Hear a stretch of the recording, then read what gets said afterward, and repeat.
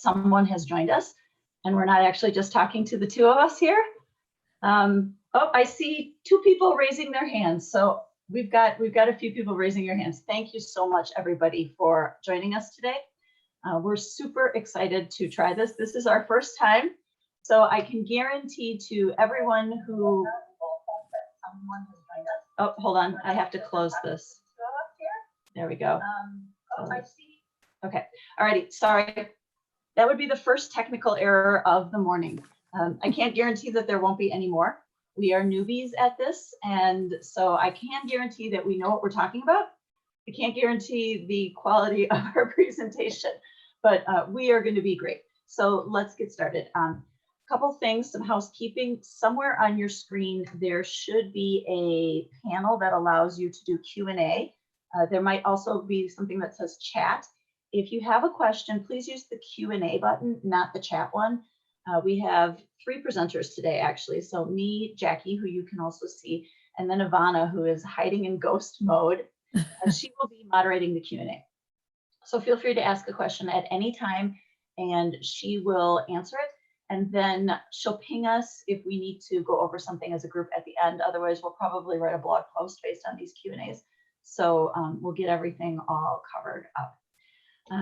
Next logistic thing is I've been having some fun times with my internet connection this morning. I think all of my neighbors are also working. So if I drop out, hopefully we won't lose the whole seminar, but we will see what happens. We're going to hope for the best. So just to get started, let me introduce myself. I'm Christina Stetter. I'm the EVP at Trivera, and my responsibilities basically include client onboarding, strategic planning. I do a lot of ghostwriting, social media work, and then do some agency strategy kind of work. And today I'm going to be talking with you about SEO. Okay, Jackie, why don't you introduce yourself? I'm Jackie Costa. I work here at Trivera in content and SEO. And I've been around the office now for coming up on 2 years, and I'm do a lot of different client-facing things, but SEO is one of my favorites. Cool. All righty, so let's get started. We think this will take probably about 45 minutes today. Normally this is a 90-minute seminar, but I don't know about all of you. I have sat in on a lot of webinars, and I usually lose interest after about a half an hour to 45 minutes and start multitasking. So we decided to just cut it down and eliminate all of those challenges and just give you the basics of what you need to know to get started writing and marketing your content for SEO. So here's what we're going to do today. I'm going to tell you a little bit about Trivera. That'll only take about 1 minute, so I won't. This isn't a timeshare presentation. We're not going to lock you in until you buy something from us. Then we're going to talk about why we're here and why this information is so important in 2020. We're going to bust some myths that a lot of people have about how SEO works, because it's how SEO used to work. Then we'll talk about how it really works now.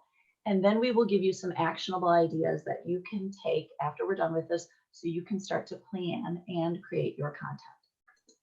So first, about Trivera. Trivera was started in 1996 as a company that was actually called Website Solutions at the time.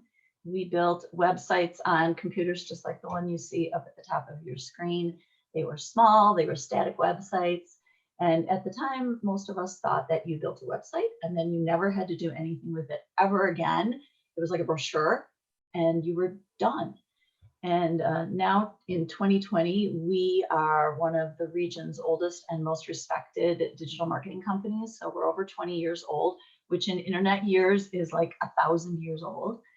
And we do all kinds of digital marketing work. So we don't just build websites anymore. We write a lot of content. We do SEO. We do pay-per-click and advertising. We do social media work. We do inbound marketing. So we do all sorts of things to really help our clients reach their business goals. And our goal is always to be more technological than a traditional agency. And you're going to see that today, I think, when we talk about our approach. And more creative than maybe a traditional website developer might be. So here are some of the clients we work with. I'm sure you see a lot of names up here that you might recognize. We also have some clients that you've probably never heard of. We do work in all sorts of industries. We don't really have any one vertical that we focus on.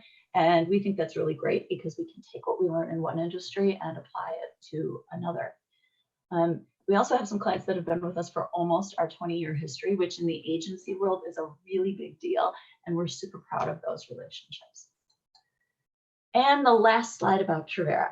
We are a certified Google partner, which is a really big deal. And you'll see that today as we talk to you about what's going on with Google. So we get a lot of information from Google about what's going on. We have to follow their advertising best practices. We have to have a certain number of people who test and certify to be Google proficient. And we have to do a certain amount of business with Google and achieve a certain level of results.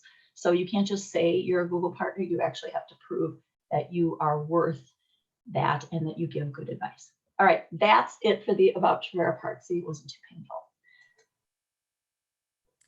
Well, like Christina said, we're glad you're here. Thanks for joining us on our very first venture out into the Zoom universe. We do these seminars about once a month, and this is our first time, and we're just glad you're here joining us to do this with us. Let's get started with this slide. In 2018, one of our very favorite SEO industry leader companies, Moz, did a survey of clients and customers and found that 66% of them like or care about conversions. They also found that about every page on websites only have about a 2.5% conversion rate, but you can't get conversions unless you have traffic. So if you want to get people to your website, you have to offer them something to do when they get there. In this slide, we're just showing that if you can achieve the very first position on Google, obviously your click-through rate will be very good, better than position 2 and 3, but position 2 and 3 are also pretty good. So one of the things that you really need to understand about search engines is that everyone sees something different when they're searching. So if I do a search on something, I will get a different search result than Jackie does, or that any of you will. And that's because Google has become really adept at delivering search results based upon where you're located, what you're doing. So Google knows if this is my 5th search on a particular topic or just the first one, and it can understand how these searches relate to each other, and it tries to refine the results and present me with a better search result. It also understands which device I'm using. So it knows whether I'm on a desktop or on a mobile device. It knows if I started my search on a mobile device and then finished it on a desktop, which is super, super common. It also knows if I started my search on a mobile device, did more on a desktop, and then walked into your store and bought something, which is another very common path to purchase.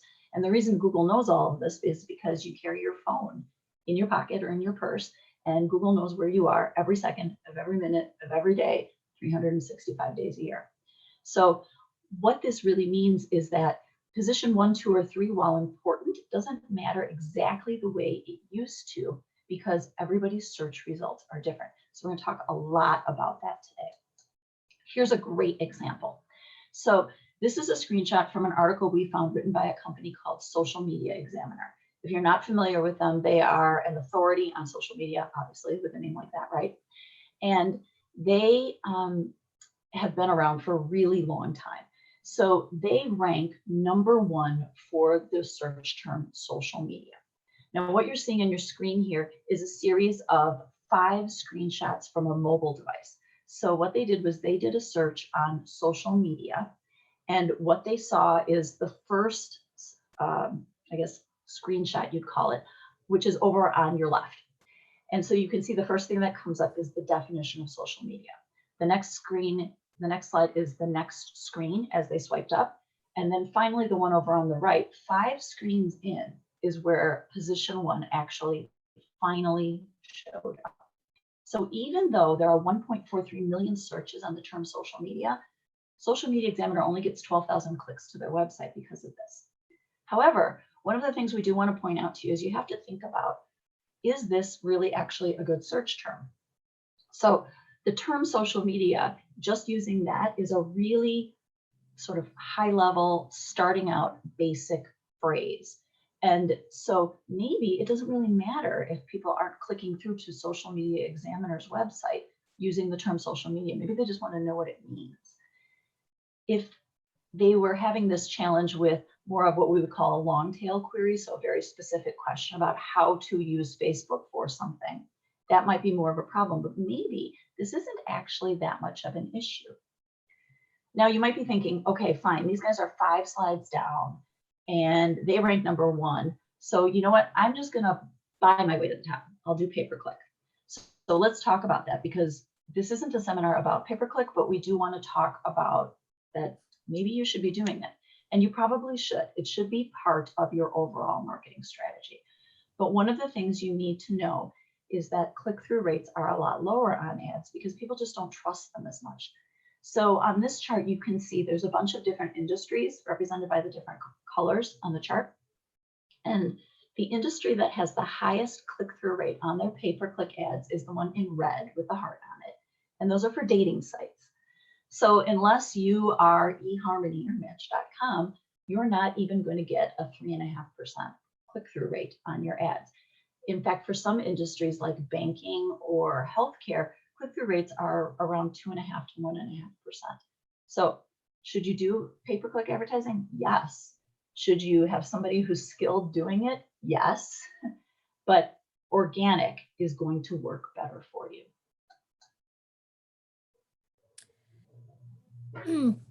One thing that you have to think about when you're writing for SEO is our keywords. But if you want your keywords to work for you, you have to think about them in a new way. There are some lingering myths out there, so we want you to abandon these things and then approach it in this new way. And this new way is newer than even 5 years ago. So let's just do a quick look back and see what those old things were so you don't repeat them. First of all, keywords. You used to look up keywords and write exactly those words. So if you were a company that sold shoes, you would write shoe, shoes, or brown shoes, but you would repeat the word shoe as much as possible. That's keyword stuffing, and you don't want to do that anymore.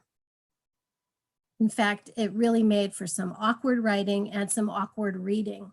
So in fact, it wasn't even basically written for people. That's writing for the search engine. The other thing that people used to do is trade links. Do you remember when you used to say, hey, I'll link to your site if you link to mine? Well, you don't want to do that anymore either, because Google doesn't look at number of links like they used to. We also used to hear from people that they would believe that they would write a blog and be able to rank for it. But that doesn't work either. You have to write about a topic a number of times before you'll start to rank for it. And then of course, you can't do SEO to a broken site. So you want to make sure that that your site is technically optimized. We'll cover some of those, but that's not really what today is about. Okay, so now that we know kind of the stuff that people used to think about, let's talk about how SEO works today. So the big thing is that Google has completely changed search. You know, it used to be that you'd search for something and Google would show you 10 blue links that took you to 10 different websites, and it was up to the searcher to decide where they wanted to go to get their information. Now that's not the case anymore. Google is constantly evolving. So now they have over 200 ranking factors for their various algorithms, and they change all the time. There were over 3,000 algorithm changes in 2018. We think there were over 3,200 in 2019. And in 2019, there were at least 5 core algorithm changes. So that means that the change was big enough that Google actually acknowledged that they did something. And one of them was an algorithm change called BERT, which is kind of complex and we don't really have time to get into today, but it was the biggest change since 2014. And the one thing that if you take away from any of this, BERT makes all of the stuff that Jackie and I are going to talk about today work better. So it makes intuitive searching work a lot better. But the big thing that you need to think about is that Google has become really good at solving for the user's problem and trying to understand what is the intent of your search. So Google figures out what am I trying to do, and it tries to predict that and give me the best possible answer because it understands what should be on the page based upon the types of queries that I'm running, the device that I'm on, and where I'm located. So if I'm planning a trip, it starts to figure that kind of stuff out, and it will show me other things related to hotels and venues and things like that. So keywords still matter today, but they've changed. They've evolved into phrases and more, less about frequency, but more about phrasing. And that's because Google is understanding intent, like Christina said. So you don't have to write shoe and shoe and shoe over and over again. You can actually use some phrases and Google will start to understand that. Links also still do matter, but gaining backlinks to your site is not purely technical any longer. It's a way for Google to assess the popularity of your site. Now, because Google looks at so much more than just that number, it also looks at the relevancy of backlinks pointing to your site. It also looks at the trustworthiness and popularity of sites pointing to your site. So just don't ask for links anymore. Actually do some PR and try to get links that matter. And then of course, you'll want to do that on-page SEO, looking at making sure your metadata has some keywords in it. Make sure that your load time, your page load time is good, your schema or structured data is good, and that your site offers ADA accessibility. So like page readers can read through your site. Because again, you can't do SEO to a broken site. There are some other things that always used to matter for SEO, and they still do, but like Jackie said, in a different way. So things like direct traffic, time on site, bounce rate, and volume matter, but not in the same ways they used to. So direct traffic is really important because an SEMrush study, and SEMrush is an authority on search engine optimization and a company that we follow to make sure that we understand what's going on, did a study. And this study showed that direct traffic is the .1 ranking factor for your website. So what is direct traffic? In order to get direct traffic, you have to have someone type your full domain name, including .com, .org, whatever, and they go directly to your site. So you do not get a search engine result page. They go straight to your site. So what causes direct traffic? Branding. All of the things that you do, whether it's online or offline, that establishes your company's name and your domain name in the eyes of your current or potential customers, that's what causes direct traffic. So the cool thing now is because Google is so smart, everything really works together. And it used to be super common for people to have a digital team and a traditional marketing team. Those teams need to work together now. Then there's time on site and bounce rate. Those still matter. Obviously, if you spend more time on the site, you're consuming more content. That must mean that the content is more valuable. And if you don't bounce, so bounce is when someone hits your site, visits the one page that they landed on and leaves without going anywhere else, that still matters. However, Google is smart enough to recognize maybe the type of site that you have. So for example, using Jackie's shoe and shoes article, if I'm searching for brown shoes, I'm going to visit a number of different websites because I'm looking at things like how high the heels are, or what color they are exactly, or something like that. So I'm going to bounce around between different sites, comparing styles and prices. Google understands that people do that when they're on an e-commerce site. That behavior is called pogo sticking, and they're not going to penalize you for that because that's normal behavior. So this is another example of how the complexity of Google's algorithms is actually a really good thing for marketers today because we can do what makes sense. And then the last thing is traffic volume. So if you have more people visit your site must be more important, right? Generally, yes. However, volume can be overridden by relevance. Let me explain that. Okay, so here is a screenshot of Mitchell International Airport's website. I'm using that because they're a Trivera client and we're super proud of that. But the cool thing is when we did a search on Mitchell Airport from our offices in Menominee Falls, what we got was a link to the Mitchell website. Now, if the only thing that mattered was volume, the first thing that would have come up would have been Wikipedia, because there's a Wikipedia article about Mitchell's on their site. But Google is smart enough to know that because I'm in Menominee Falls, I probably wanted the Mitchell site, not to learn about the history of the airport. And so it showed me that site first. So this is another great example of how Google sort of knows what you're looking for. We did this experiment and searched for Calatrava from our office. And Google, this is the result that Google surfaced to us. It knew that we were looking for the art museum, even though there's nothing in the art museum called the Calatrava except for a little cafe in the basement. The wings are called the Brise Soleil.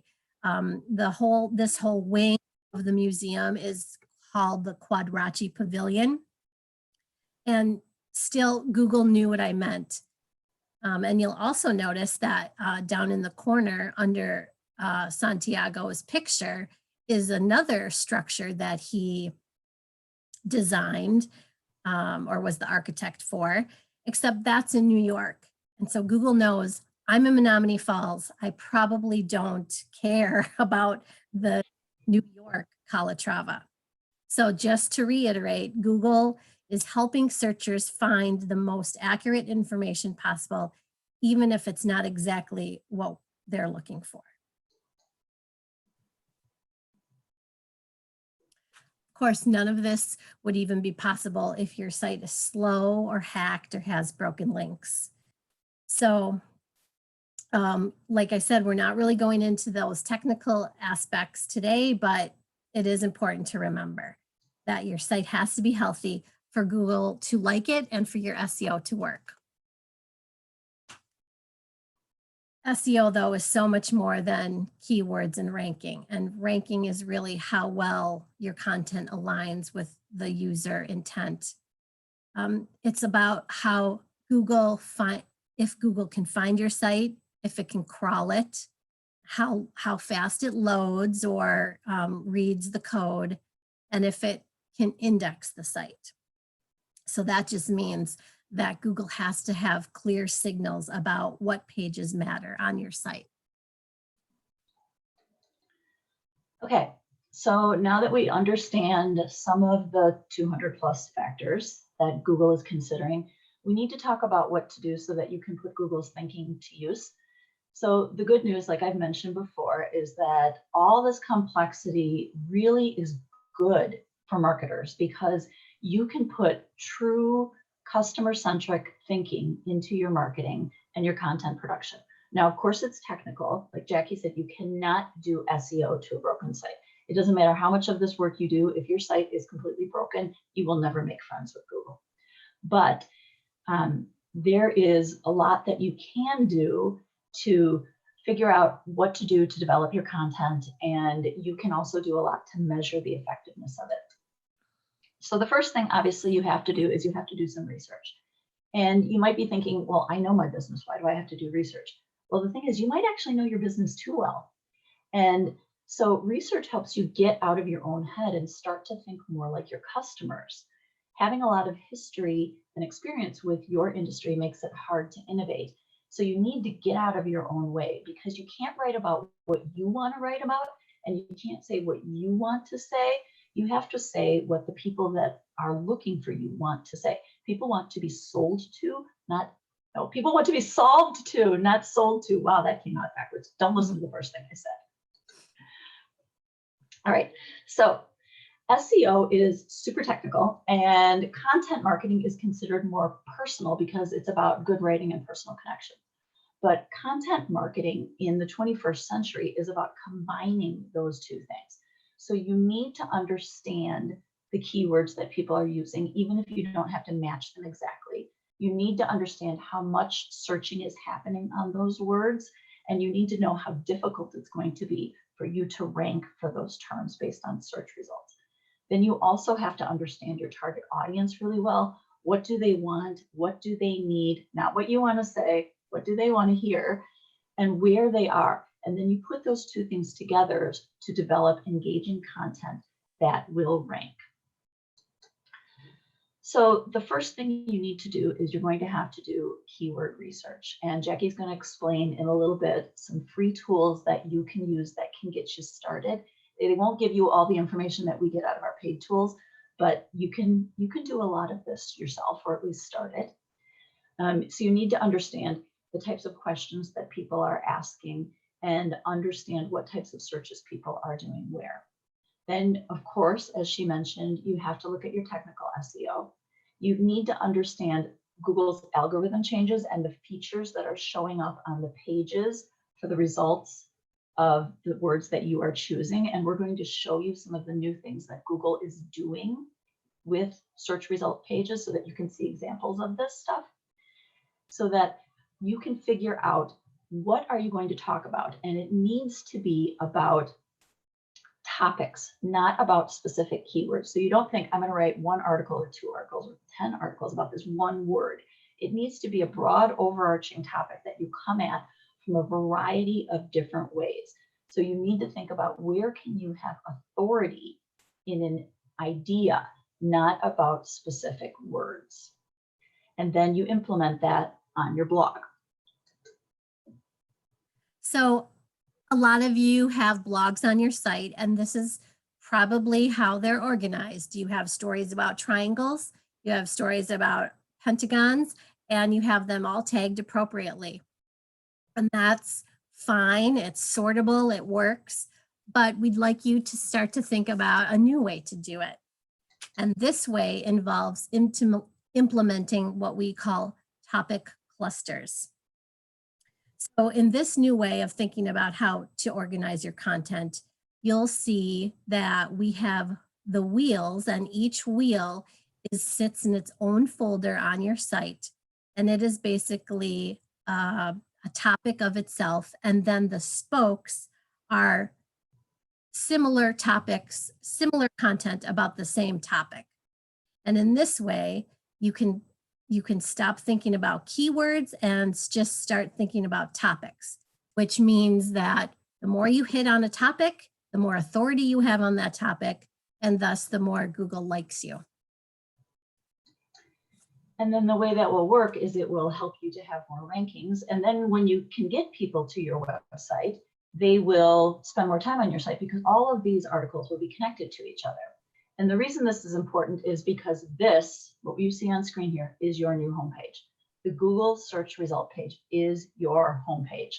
And that's because Google is trying to answer every question it can right on the search page and essentially keep people from visiting your website. So you need to realize how well is your content solving the problem? How does it compare to the competition? And do you have the credibility to be the source for this information? Because there are not a lot of organic links on the main page anymore. So now you're probably thinking, okay, how do I figure out what these topic clusters are going to be? Because it's kind of hard to figure out. So let's talk about how you can do keyword research. So one of the first things you do after you've developed your content marketing plan is to find out what content drives traffic to your site. This is where keyword research comes in. You'll want to prioritize them based on intent, things that the users are actually looking for. You don't want to chase high volume or impossible searches, because like Christina mentioned, you can't tell people, you can't make people read what you want them to read. They're only going to be reading what they choose. You'll also want to prioritize your keywords by click-through rate. That means just looking at the words that actually do drive traffic to your site. And of course, your branded words will drive traffic to your site. And then you'll want to keep track of the content, audit it, make sure it's fresh, make sure that the topics are being searched or used or read, and then clean up old content and just optimize those pages. Just to mention some of the tools that are out there, there are free and there are paid. This is an example of 2 free tools. One is Uber Suggest. It changes because it's free, but it's a pretty good tool. It might not give you competitor research, but it's a good place to start. And then also Google offers a tool, a free tool called Google Keyword Planner. And it is also a great place where you can at least get some ideas on what people are searching for in your area. Then this is just an up close look at Uber Suggest. So it's a easy free tool to use, and the only, I guess, one of the limitations is that it doesn't show competitor keywords, or maybe it doesn't filter for you like other tools do, but you can start here. Now we use some paid tools, and I wonder if you, I don't know, hold on, sorry, I advanced the slide before you were ready. well, yes, I forgot to mention I'm controlling the slides. Some of the paid tools we use do give us the opportunity to look at things like competitors and competitor research and some more in-depth filtering. Okay. Yeah, they also give us the opportunity to look for related keywords more and some other things. But if you've never done keyword research before, this will be an eye-opener for you. So one of the keys would be to refine your keywords, and I guess that's where some of these other tools come in. It's not only about volume. You also have to consider starting out with a pretty large search and then narrowing it down through analysis like of existing rank, visibility, competition, the keyword difficulty versus the cost per click, and also look for trends in your topics. Is it a growing topic? Is it a seasonal topic? Is it a dying topic? All of that you can see through Google Trends, but we have our director of content search here is whiz at this research, and really helps narrow down those keywords or refine those keywords. Okay, so another thing that it's important to know is we've mentioned a lot of the things that Google is doing to change what the search result page look like. So we're going to take a few slides and show you some of those. But the big thing to know is all of these different things that you see on these pages, they're called search engine result features. Right now, there are 39 different types. We're going to show you a few of them. The important thing to remember is that what these search features are doing is they are preventing people from visiting your website. So these features give people the answers to the questions that they are asking right on the search page. And that is resulting in what we call a zero-click search. So I do a search. You've probably done this yourself and just not thought about it. I do a search. I ask a question. I get the answer. I'm done. I don't have to visit anybody's website. And that's happening to everybody across the board in every industry. So if you look at your analytics, you are probably seeing your organic traffic go down.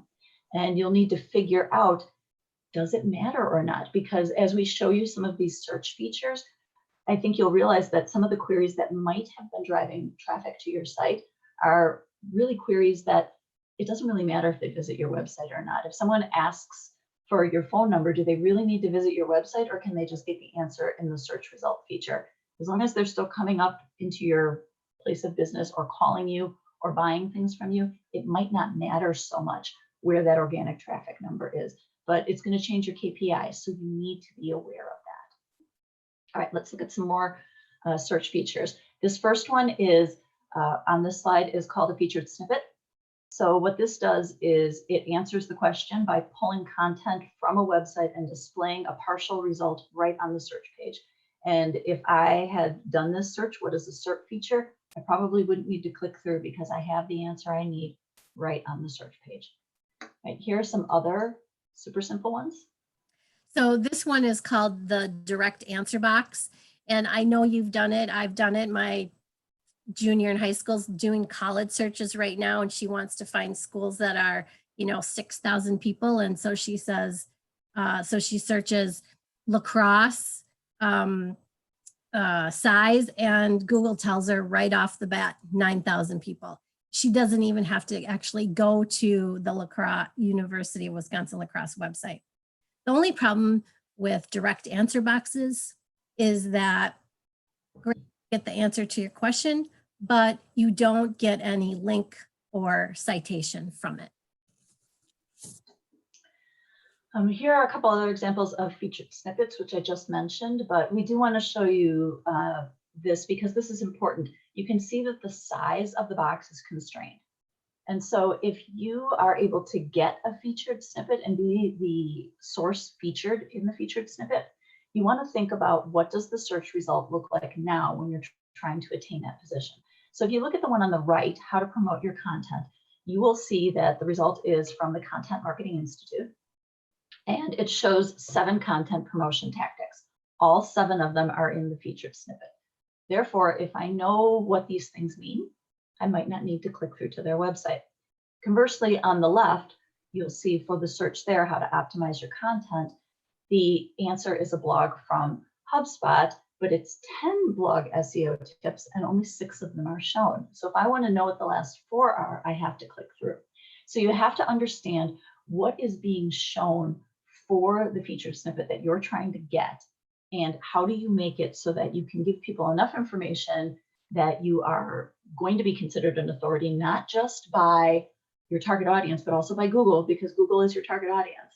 But then how do you make it so that people will visit your website and then continue to learn more about you? And just a quick note about featured snippets. Some of the paid tools offer you ideas on how to get them. Yeah, good point. Another way that Google answers your questions for you is by offering up something called the local pack or Google My Business. More important than ever before, even if you're not a local business, but more important if you are. This is where Google serves up your business answer right in its own answer panel. And it shows maps, and it shows pictures, and all those pictures can be loaded in by you, and all the descriptions can be loaded in by you. And you can ask for your customers for reviews, and it all shows up right here on what Christina is calling your new homepage. Then there's also people also ask. You've probably noticed this before, you just never really thought about it. Usually appears about halfway down the search page, and these are expandable. And they're sort of like the featured snippet, because if you expand it, you can see what Google is pulling in. The other thing is this can be a really good keyword research tool. So if you're searching for something and you want to know what your search results look like, you should also pay attention to what people also ask, because those are things that you should maybe be trying to get. All right, so now that you've done all this research and you've analyzed the search landscape and you understand who is ranking for the things that you want to rank for, and hopefully you are documenting this. If you document it, you are better than 50% of all marketers out there, so you're halfway to success. You will have a detailed plan. You will have a prioritized list of viable keywords, You will have contents and topics, and then you should put that onto a content calendar and start to execute it. And if you execute, you're better off than most marketers. So it's not going to happen overnight, but it will happen. So you need to be consistent and you need to be focused about what you're doing with your content marketing, and it will work. It just takes a little time. Right. So this is where the rubber hits the road, and this is where it's fun and creative. So I know there's a lot of research, but now it's time to produce some content. So this is how we get started. First of all, we have to make sure we understand our user. We have to make sure we know who they are, what they know, and what they like. And we have to figure out what will help them through the sales funnel. So we write for at all stages, at the top, at the middle, and at the bottom. And a lot of people write only at the bottom, but people, users don't like to give up their information right away. You have to sort of court them and offer them things along the way. In fact, we usually say that it takes 8 to 12 searches before someone will even give you an email address. So your content is written at all different levels. And when we are thinking about the people that we're writing for, we develop what we call the persona. And it just helps us to make sure we're thinking about our users as people and not only looking at the analytics or the research. Another thing you can do is use archetype theory. This is something we do with all new clients. We do an archetype exercise with them. So the way archetype theory works, here's the 30-second elevator speech on how that works, is basically all of the decisions that we make, like more than 90% are based on our emotions. And we make up the other 10% to justify that. Hey, Jackie, you just covered up part of your camera. Basically, if you can understand the emotions that your business is meeting in your customers, it needs to be authentic. It can't, you can't be a joker kind of a brand if you're a very serious brand. You can be aspirational, but you need to understand what is the basic need you're meeting: stability, discovery, belonging, or achievement. And then how does your brand express that emotion? And it will help you speak to people and choose words that will resonate with them and help them understand that you truly understand their problem. So another thing that it's important to remember when you are writing your content is that you need to align with Google's trust metrics. So trust is becoming very, very important to Google. The term fake news has been used so often, it was actually added to the Oxford English Dictionary last year. And so trust matters a lot to Google. They want to deliver an accurate, trustworthy result. And so you need to make sure that you are following their guidelines, and they call their guidelines EAT, and that stands for expertise, authoritativeness, and trustworthiness. So you might be thinking, well, how do I know what Google considers to be expert, authoritative, and trustworthy? The good news is that they actually released their search quality evaluator guidelines in 2015, which is kind of a big deal because Google never tells you how they do anything. But they actually have people who evaluate websites, and they release the guidelines that they ask these people to use. They also updated the guidelines just this few months ago, and they released those as well. So we have a pretty good understanding of what people are looking for when they look for expertise, authoritativeness, and trustworthiness. So here are the basic guidelines. You need to have enough high quality main content to satisfy the needs of the user for that page or the topic. So people ask us all the time, how long should a page be? How long should a blog post be? It should be long enough to say what you need to say. So if you don't have much to say, you say what you need to say and you stop. If you have a lot to say what you need to say and then stop. You also need to make sure that your page and your authors are experts and authoritative. So you can't just say you're good at something, you actually have to prove it by having author bios, good LinkedIn profiles for these same people. If your experts on your site publish to other websites or are featured in trade journal articles or things like that, you want to link that to their bios so that people can see that they really and truly are experts. You need to make sure that you have the auxiliary information so people can get a hold of your company, like about us, and contact us. Once again, like Jackie said, your site needs to be functional. Google will not rank you if you are a broken website. So it needs to be maintained regularly and frequently. Okay, I just have to say I had a dream about YMYL websites last night, and I think it's because of the importance in the time that we're living these days. YMYL is a ranking factor that Google looks at. It's part of that trust metric, and it means your money or your life. So this is where it gets interesting. These sites offer medical information, financial information, so important these days. And even down to things like car repair information.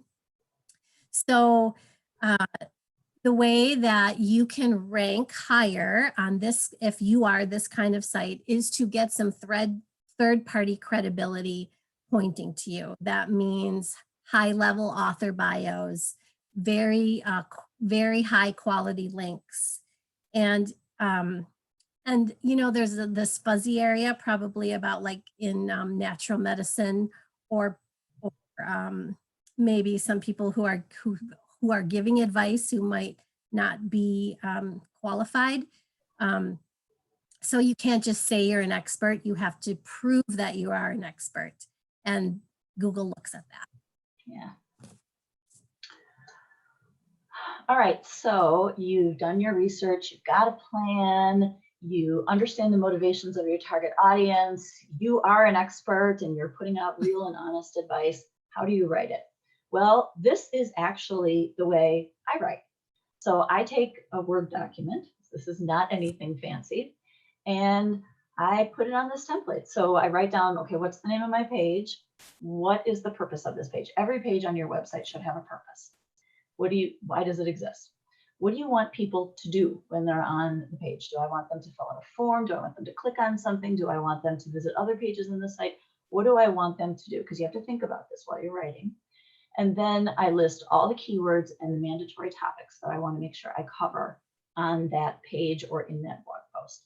And then I can write to different content blocks. Each are like a subtopic. And having it all on one piece of paper allows me to scroll up and down and make sure I don't forget anything.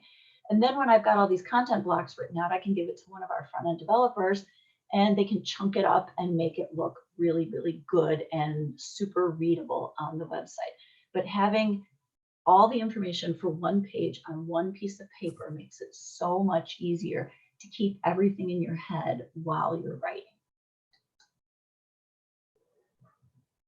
So I guess the one thing you want to remember is that people read content on websites differently than they read newspapers or magazines.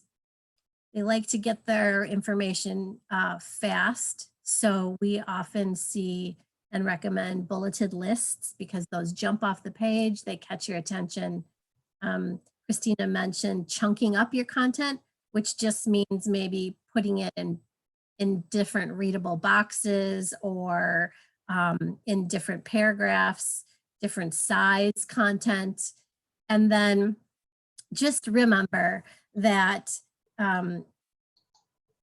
try to present information kind of the way it's presented across the industry.